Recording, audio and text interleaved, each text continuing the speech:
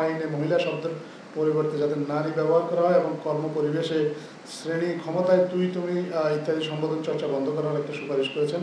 আন্তর্জাতিকভাবে এই কমিশন কি প্রতিবেদন দিয়েছে এবং সেগুলো কিভাবে বাস্তবায়ন করা হবে সেটা নিয়ে আন্তর্জাতিক মহলেরও একটা আগ্রহ আছে এবং প্রধান উপদেষ্টা বলেছেন যে আন্তর্জাতিকভাবে প্রত্যেকটা সুপারিশকে বিশেষ করে স্ক্রুটিনি করা হবে এবং তারা দেখবে আসলে বাংলাদেশে শ্রমিক অধিকার নিশ্চিত করতে বাংলাদেশের অন্তর্বর্তীকালীন সরকার কীভাবে কাজ করছে, পাশাপাশি এই যে সুপারিশগুলো দিয়েছে এগুলো কীভাবে বাস্তবায়ন করা হচ্ছে। তো এটা একটা দিক আছে এবং মাননীয় প্রধান উপদেষ্টা ওনাদেরকে একটা পরামর্শ দিয়েছেন যে ওনারা শ্রম বিষয়ক কমিশন যাতে ওনাদের কমিশন প্রতিবেদনটা নিয়ে ঐক্যমত্য যে কমিশন গঠন করা হয়েছে সেই কমিশনের সাথে কথা বলেন এবং কমিশনকেও ওনাদের সুপারিশগুলো ব্যাখ্যা করেন, যাতে করে ঐক্যমত্য কমিশন যখন রাজনৈতিক দলগুলোর সাথে আলোচনা করবে সেখানে এই প্রসঙ্গগুলো রাখতে পারেন।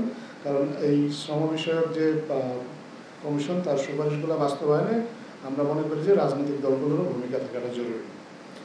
এই কমিশন অনেকগুলো সুপারিশ দিয়েছে, আমরা একটু পরেই আপনাদেরকে সুপারিশের একটা সারসংক্ষেপ দিয়ে দেবো এবং পুরো প্রতিবেদনটাই দিয়ে দেবো। আমি জাস্ট যেহেতু আমাদের সময় সংক্ষেপ এবং ওনারা আসলে বিকেলে আরেকটা প্রেস কনফারেন্স করবেন, খুব সংক্ষিপ্ত আকারে তাদের যে একটা সুপারিশের কথা বলছে। ওনারা মূল যে সুপারিশটার কথা বলেছেন যে সকল শ্রমিকের আইনি সুরক্ষা।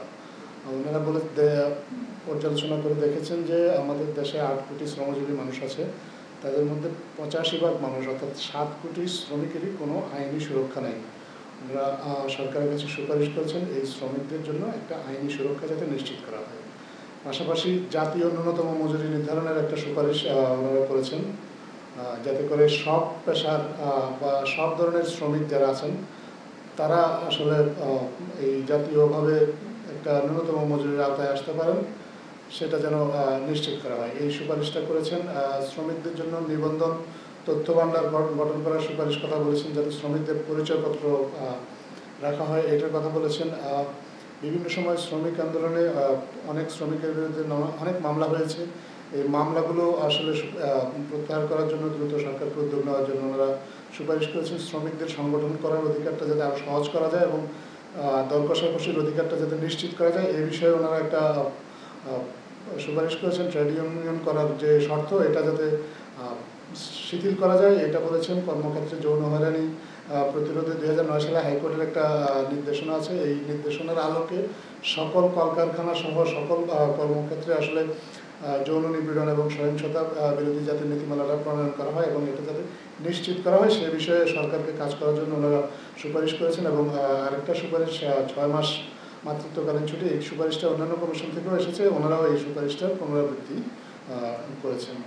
এর বাইরে ওনারা শ্রমিকদের জন্য একটা সার্বজনীন তহবিল করার কথা বলেছেন এবং যাতে করে শ্রমিকরা আপনার এই তহবিলের মাধ্যমে বেনিফিটেড হতে পারেন। বিভিন্ন সময়ে তারা নানা ঘটনা দুর্ঘটনা দুর্যোগের শিকার হন, যাতে শ্রমিকদেরকে এই তহবিল থেকে সহায়তা করা যায় এবং কর্মক্ষেত্রে সুস্থ পরিবেশ নিশ্চিত করার জন্য ওনারা একটা সুপারিশ করেছেন। শ্রম আইনে মহিলা শব্দের পরিবর্তে যাতে নারী ব্যবহার করা হয় এবং কর্মপরিবেশে শ্রেণী ক্ষমতায় তুই তুমি ইত্যাদি সম্বোধন চর্চা বন্ধ করার একটা সুপারিশ করেছেন।